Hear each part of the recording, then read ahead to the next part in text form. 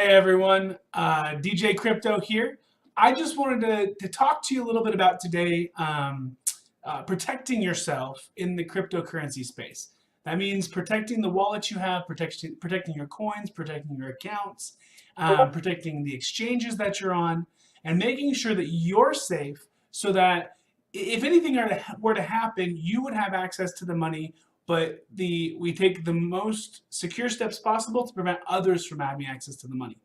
So it's super important that you follow these steps. It's really easy to get caught up in the excitement of cryptocurrency, making tons of accounts on different exchanges, getting frustrated with how long it takes to bounce from one account to the other, having to go to different emails and different locations to log in.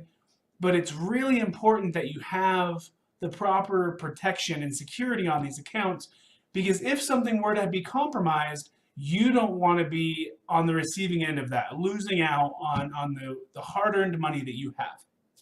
So first of all, I want to start out talking about two-factor authentication on your accounts. So when you create an account, you have a username and you have a password. And that's great, but that's also not very challenging to get around for someone who's not you. And so what most of these exchanges offer is what's called two-factor authentication. And there's a few different, but three main two-factor authentication options that they offer to utilize, and you can utilize multiple. So the first being two-factor authentication by text. So they'll get your phone number, they'll text you a code, and you can input that code after you've put in the correct password. So that gives you two different forms of authentication to make sure it's you. And then there's also email authentication, to where every time you try to log in, you'll be sent an email and you have to click the verification email to log in. Now those are great forms of authenticating yourself. I think they're great, but my favorite and the most secure, in my opinion, is the Google Authenticator. So let's talk about the Google Authenticator for a moment. So the Google Authenticator is something, I'll show you a picture of it. Okay, so the Google Authenticator is this. So over here you've got the this is an app that you're going to put on your phone or your mobile device, and once you get it all set up, you open this app up and the screen says enter your Google Authenticator code, and right here it'll tell you can put a label there, a name, so you can put like Coinbase or something. And then you know that whenever you're logging into Coinbase, this is the code it's asking for. Now here's a little timer. It's like 20 seconds long, and it keeps the timer moving. And every 20 seconds, it resets this code to something new. It changes it, randomizes the code, so that you can only use the code if you've got access to the app right there. And so it's a really good way of keeping yourself secure as long as you have the device that you have this set up on.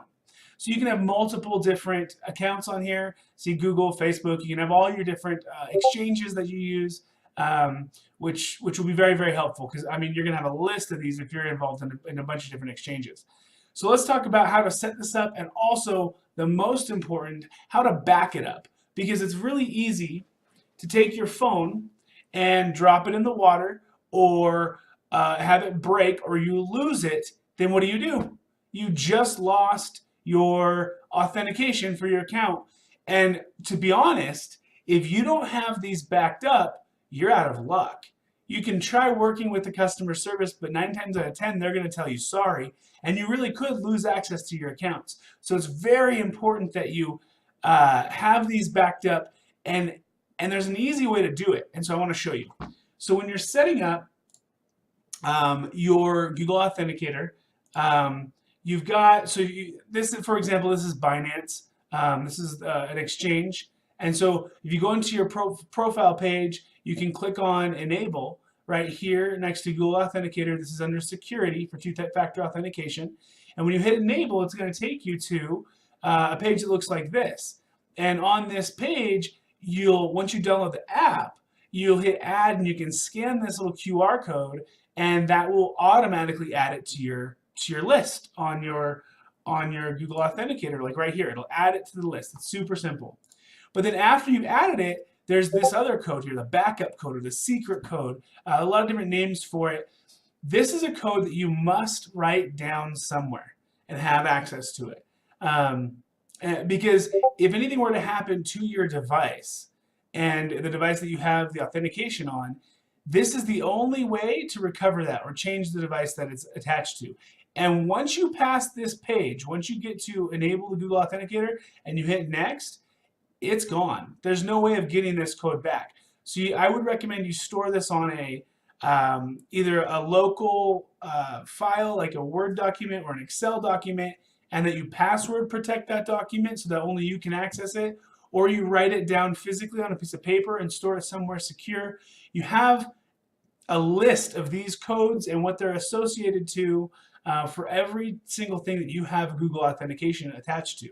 Because, I mean, you can, talk yourself blue in the face, but if you don't have the right information, the companies that are holding the money are not going to give you access to it. So super, super important that you put the codes and you've got them saved, and that you back them up. If by chance, and I had this on one of my accounts, if by chance you created the authentication in Google Authenticator and you did not write this down, you're okay as long as you still have your device. You can go back in here, disable two-factor authentication, re-enable it, and it will create a brand new code for you. And there's some that will just let you click on create new code, and it will just reset it, put a brand new authenticator on your phone, delete the old one, and I'd wait till this new one's created and then delete the old one, and now you've got the backup. So that's what I would recommend with two-factor authentication as far as Google Authenticator goes. Make sure you've got this so that you're safe and that your funds are protected. Next part of the next part of keeping yourself safe is understanding how to protect and how to back up your wallets. So if you've got offline wallets like local storage, in a local wallet, or you've got a wallet on My Ether wallet or something like that, where it's a wallet, it's not an exchange, then each wallet has a private code associated to it, and other things like a JSON file or a key store file.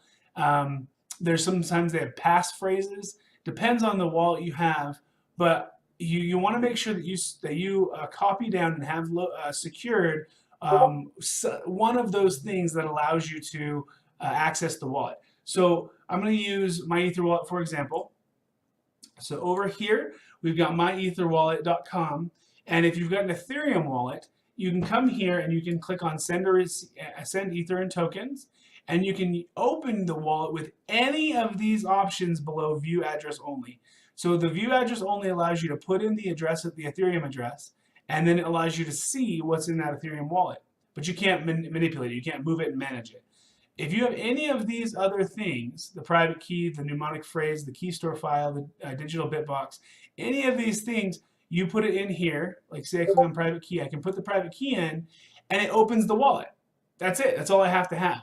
I copy and paste the private key, and boom, the wallet's open. I can now send money anywhere I want, and so the private key is very powerful, and so you want to make sure you keep that somewhere offline, somewhere secure, so that that's not available and accessible by anyone other than yourself.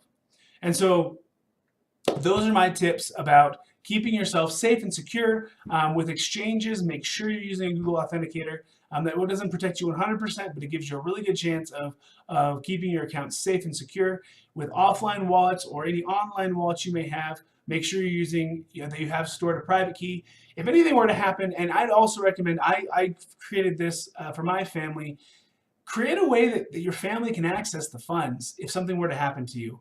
What a bummer if you're the only person that knows how to get to all this money that you've got stored and invested, and something were to happen to you and that money can't be accessed, and now all your loved ones have no access to your money.